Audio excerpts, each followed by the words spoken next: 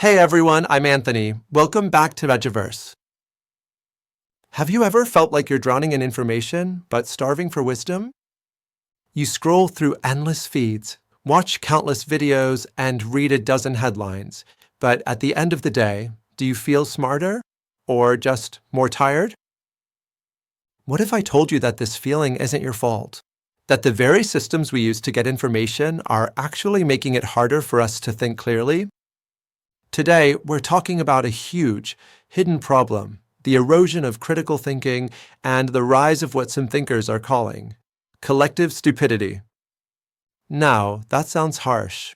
This isn't about calling anyone dumb. It's about a pattern where large groups of us, entire societies, even start adopting shallow beliefs and knee-jerk reactions, losing our ability to solve complex problems. It's a systemic problem caused by a perfect storm of our own brain's wiring, the technology we use every day, and the institutions that shape our lives. In the next few minutes, we're going to break down exactly how this is happening, the real-world consequences, and most importantly, what we can do to fight back and reclaim our ability to think. Stick around. This might just change the way you see the world and your phone. Mobile phone. So, to understand why our thinking is under siege, we first need to understand how our brains are wired. Think of your brain as having two different gears or systems. The Nobel Prize-winning psychologist Daniel Kahneman called them System 1 and System 2. System 1 is your brain's autopilot. It's fast, intuitive, and emotional. It's what you use to instantly recognize a friend's face, drive a familiar route, or get a gut feeling about something. It's incredibly efficient, but it relies on shortcuts and cognitive biases. Three prevalent examples of cognitive bias include 1. Believing our own judgments are always correct. 2. Attributing others' achievements as mere luck or external circumstances. 3. Shifting blame onto others whenever things don't go our way. System 2, on the other hand, is the pilot. It's slow, deliberate, and analytical. This is the part of your brain that solves a math problem, learns a new skill, or carefully weighs the pros and cons of a big decision. It takes a lot of effort to engage. So, what's the problem? The modern world is basically a giant machine designed to keep us stuck in System 1. We are absolutely flooded with information. Emails, notifications, breaking news, endless social media feeds. Neuroscientist Daniel Levitin calls this information overload.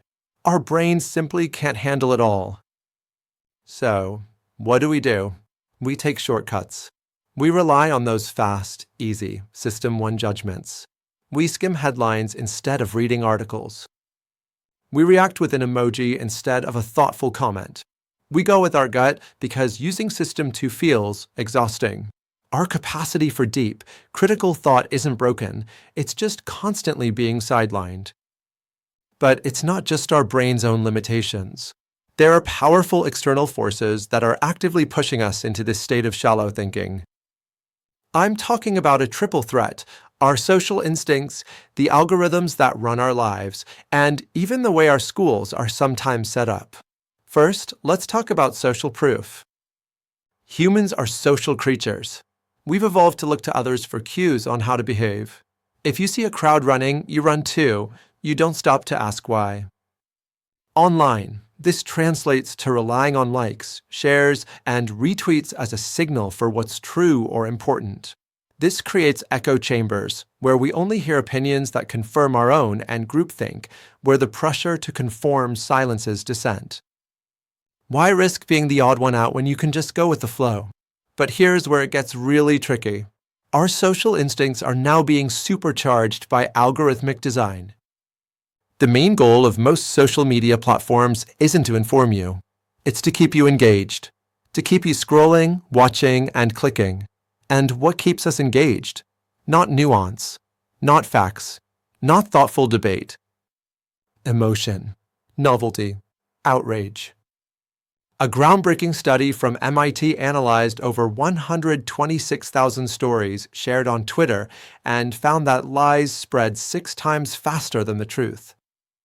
Why? Because false stories are often more novel and surprising. They tap directly into our emotions, our System 1, making us hit that share button before our System 2 even has a chance to ask, wait a second, is this actually true? The algorithm sees this emotional reaction, this engagement, and says, great, let's show this to more people. It creates a vicious feedback loop. This is the engine that powered everything from the Cambridge Analytica scandal, which used our data to manipulate political outcomes, to the flood of medical misinformation we saw during the COVID-19 pandemic. And finally, we have to look at our institutions. For decades, critics like Paulo Freire and John Taylor Gatto have warned that our education systems often act like factories. They're designed to reward compliance and memorization, not curiosity and critical inquiry. When the goal is to pass a standardized test, there's little room for students to learn how to ask tough questions, challenge assumptions, and think for themselves. So you end up with a population that's been trained to be passive consumers of information. Right at the moment, they're handed devices that blast them with algorithmically supercharged falsehoods. See the problem? Our cognitive shortcuts, social needs, and educational gaps are being exploited by an attention economy that profits from our distraction. That's the recipe for collective stupidity. Okay, so this all sounds pretty bad, but what are the actual consequences? Why does this matter? Well, it matters a lot. When we can't think critically as a society, our democracy erodes. How can we have informed debates or hold leaders accountable when we can't even agree on a basic set of facts? We become vulnerable to propaganda and manipulation. Our society becomes more polarized. Algorithms feed us content that reinforces our biases, pushing us further into our own ideological camps until we can't even understand people who think differently. We put our public health at risk. When misinformation about vaccines or medical treatments spreads faster than scientific facts, people make decisions that can harm themselves and their communities. And our ability to solve any big problem, from climate change to economic inequality, is crippled. Complex problems require deep, sustained, collective thought. They require System 2, but we are being pushed, every single day, to live in the shallow, reactive world of System 1. So, are we doomed? Is this just our new reality? Absolutely not. But fighting back requires being deliberate. It's like fitness. You have to train your brain to think critically again. This fight happens on 3 levels: what you can do, what we can do, and what they should do. First, let's start with you. The most powerful tool you have is metacognition. That's a fancy word for thinking about your thinking. Before you share that outrageous article, pause. Ask yourself, how do I know this is true? What's the source? What emotion is this making me feel, and is that emotion clouding my judgment? Just that tiny bit of friction can be enough to engage your System 2 brain. Next, reclaim your attention. Practice deep work. Cal Newport, the author of a book by the same name, champions this idea. Set aside blocks of time, even just 30 minutes, with no notifications. Read a book. Work on a single, focused task. Let your brain stretch and get back into that slow, deliberate gear. This is how you rebuild your attention span. Finally, when you see a claim online, don't just take it at face value. Practice lateral reading. That means instead of digging down into the article itself, you open up new tabs and investigate the source. Who is this organization? What do other, reliable sources say about this claim? It takes a few extra seconds, but it's one of the most effective ways to spot misinformation. Next, what can we do as a society? This is all about education. We need to redesign our schools to prioritize media literacy and critical inquiry from a young age. Instead of just memorizing facts, students should be learning how to evaluate sources, construct logical arguments, and engage in respectful debate. We need to move away from the banking model of education, where teachers just deposit information, and towards a model that teaches students how to think. And finally, what should they, the platforms and policymakers, do? We need algorithmic transparency and accountability. It is not okay for these powerful systems that shape our public discourse to operate as black boxes. Researchers need access to platform data to study their effects on society. We can also push for design changes. Imagine if platforms were designed not just for maximum engagement, but for informative value. They could add friction, like a pop-up that asks, "Are you sure you want to share this?" on an unverified link. They could prominently display source information and fact checks. These aren't radical ideas, they are responsible ones. At the end of the day, the decline of critical thinking isn't a tech problem. It's a human problem.